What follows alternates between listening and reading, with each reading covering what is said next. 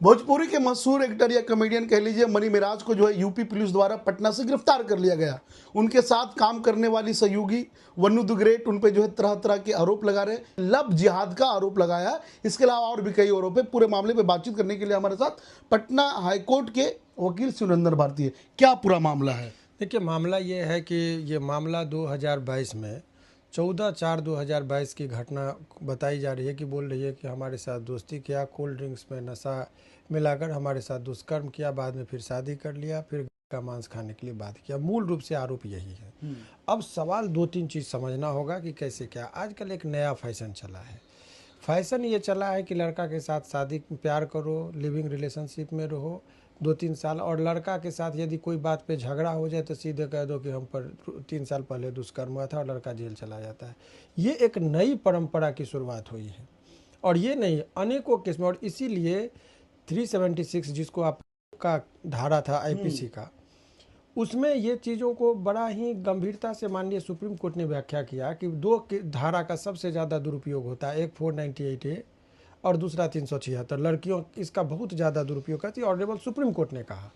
और अभी इस बीच में सुप्रीम कोर्ट ने इसीलिए इस पर टिप्पणी करते हुए बोला कि यदि पत्नी कोई पति पर केस करता है 498 में तो डायरेक्ट गिरफ्तारी करनी ही नहीं है, थाना पर से बेल मिलने का प्रावधान दे दिया। इसमें भी यही हुआ। 2-3 राजनीतिक कारण और बहुत सारे कारण को समझिए कि इसमें क्या हुआ। 2022 में ये आरोप लगा रही है, सभी को पता है। ये लोग अन्य को 500 मिलियन बहुत मायने रखता है। 50 करोड़ लोग उसको देखे हैं। एक एल्बम उसका हिट हुआ है मनी महाराज का, ये मायने रखता है। एक 300 मिलियन अभी जो है, एक गाना चला था उसका, सनम को धोखा दो हमको मौका दो, इस तरह का कोई गाना था। 300 मिलियन का है यूट्यूब पर, ये मायने रखता है। अब सवाल उस बात का नहीं है।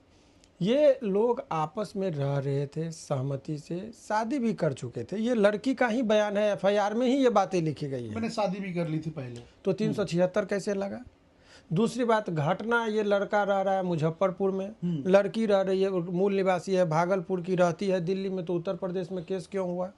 तो इसके पीछे रीजन ये है उत्तर प्रदेश का, वो समझिए।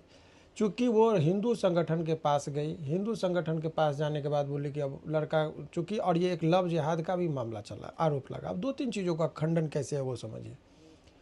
लव जिहाद में रहता है कि लड़का शादी करने के लिए उसको बहला फुसला के ये करता है कि तुम शादी करो, उससे जो बच्चे पैदा होंगे वो मुस्लिम होगा, तब कहेगा कि मुस्लिम जो बढ़ता है उसी को लव जिहाद कहते हैं।